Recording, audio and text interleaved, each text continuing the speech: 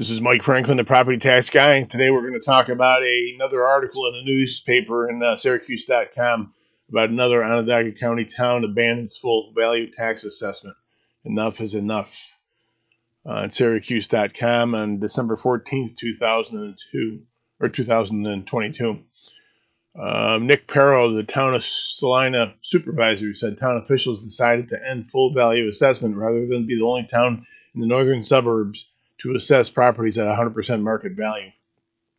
By Tim Knaus.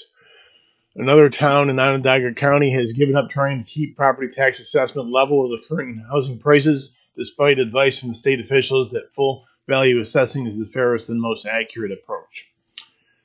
And so again, this is the supervisor for the town of Salina. The Salina Town Board on Monday voted to stop the practice of full value assessment in 2023 for the first time in more than 20 years. Salina follows nearby towns of Lysander and Van Buren, which made the same decision a few months ago.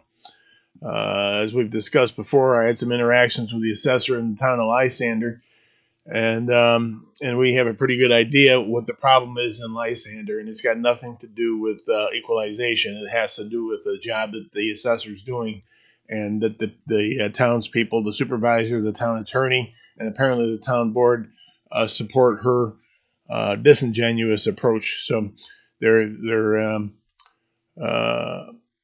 officials in all three towns faced widespread anger in this year from property owners whose assessments jumped by double digits.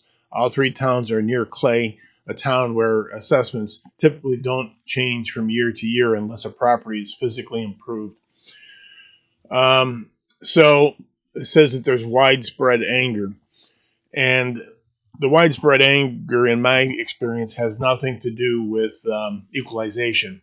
It has to do with customer service and how the town and the assessor treat the taxpayers. And let me give them a little hint as to how it's supposed to work, but it seems to rarely is. If a taxpayer has an issue, it's the assessor's job to look into it. So, for example, they apply mass assessment techniques. So it's basically a computerized system. They keep an inventory and it does calculations.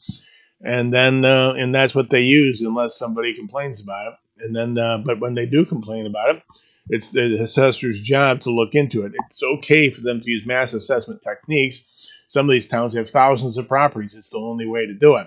But when a taxpayer brings an issue to their attention, the assessor needs to get back to them and listen to what it is that they have to say, look into it in good faith, and make a determination. If they agree, they make an adjustment. If they disagree, they politely point them to their appeal options.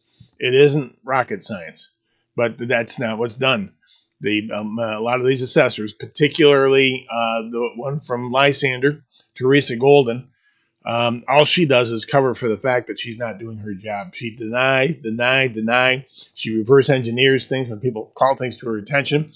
She's so bent on getting it 100% that she that she doesn't behave properly. In other words, she's not trying to do what's equitable. She's trying to justify her behavior, which, in my experience, she can't, because she's just not doing the job.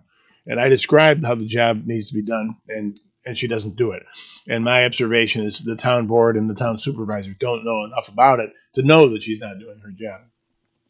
So, but this particular guy, I don't know him. I haven't done any cases in the town of Salina as of yet, but I've got the feeling that I'm going to be. But, he says if you can't beat him, join him. And he's tried to be at 100% for 20 years, and I kind of appreciate where he's coming from. Let's see. So again, all three towns faced widespread anger, and I don't know the assessor in Salina Trudell, but I think I know one of her relatives who's an assessor in Cape Vincent, and she's ridiculous. So I'm assuming maybe that's where that comes from. I'm not sure. But I do know the one for Van Buren and Lysander, Teresa Golden. She's just not doing a job, and then she's just so disingenuous and just covers for the fact that she's not doing the job. It's really it's really bad in Lysander and Van Buren. Enough is enough, said Rick Paro, the town of Salina town supervisor. We're not going to die on this hill, and that's what happens is that the town politicians don't like revaluations. Because that's how you get booted out of office when people get ticked off about it. But you know what? People should get ticked off about it, not just during revaluations. Um, Property assessments in Clay averaged just 3.3% market value. This sharp difference between assessments in Clay and Salina creates a potential for disparities in taxes shared by residents of both towns, Salina officials say. And what's unique about the situation, which was reported in a great story by Syracuse.com on the topic, was that the people, there's townships that share a school district, and people with the same assessed same fair market value in two different towns. One pays more taxes than the other. It's just not right. And I'd actually never seen that before, because usually a township has one. They don't typically share a school district, but it's a huge school district. So it's an unusual circumstance, but it's a serious problem. So the state has to do something about it. And the supervisor in Clay is Damian Ulatowski. He's a very anyway.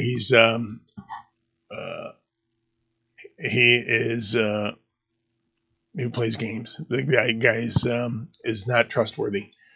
So maybe he's done a great job for his constituents, because he's making the town of Salina people pay his taxpayers' taxes. But it's kind of coincidental that this kind of thing would happen with Damian Ulatowski.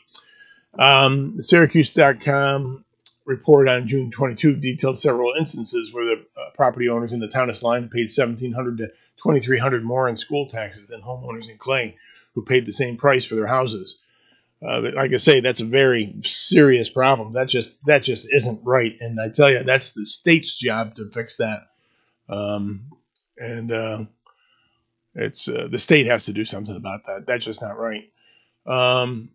Usually it's the assessor, not doing their job, but in this case, it's the state. The state can't allow that to happen.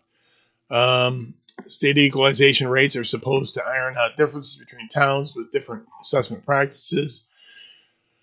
So, and for example, houses assessed at $7,000 in Clay is taxed this year based on an equalization of $209,581. Yeah, so a 3.3% equalization rate is just bogus, is what that is. Should never happen. The state should never allow that to happen.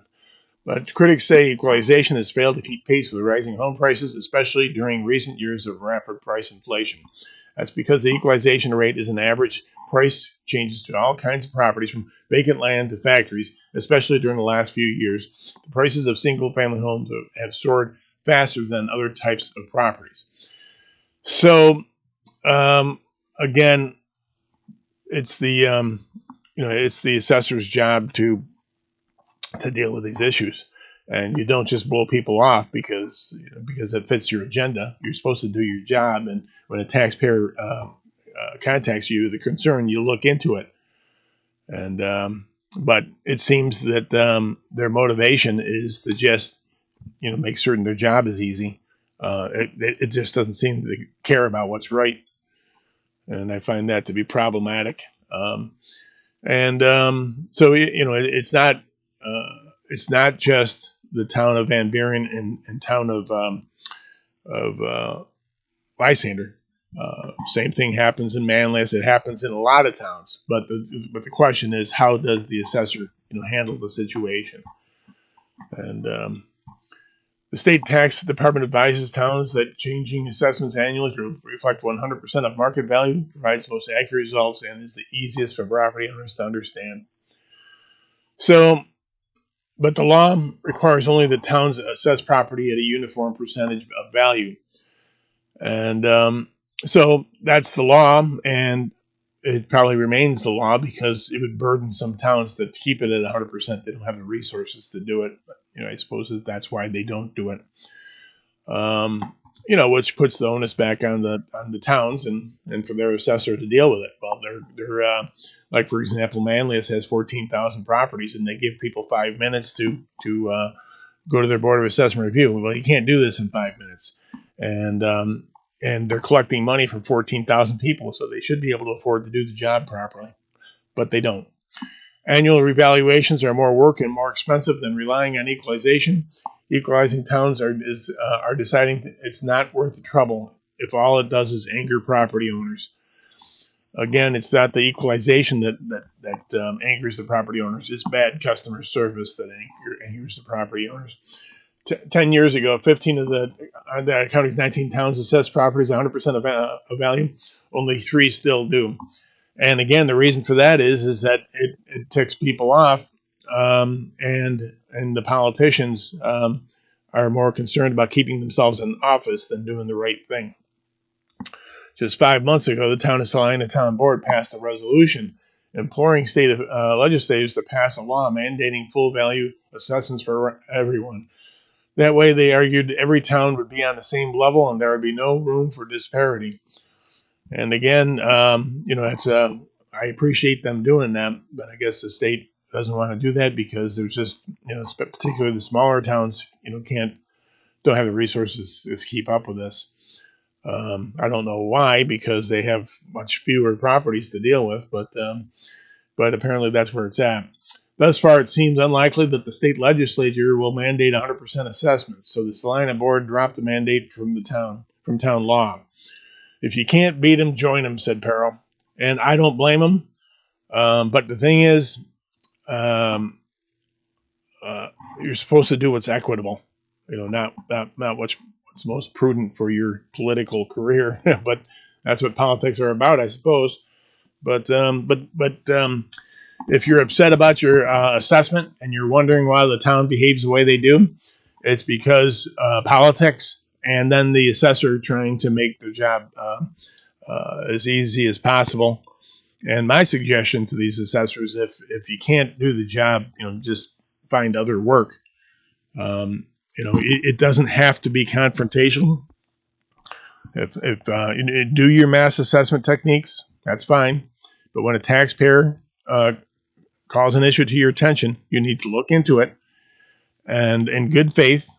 And if you agree, make an adjustment. If you disagree, politely point them to their appeal options. It's about customer service.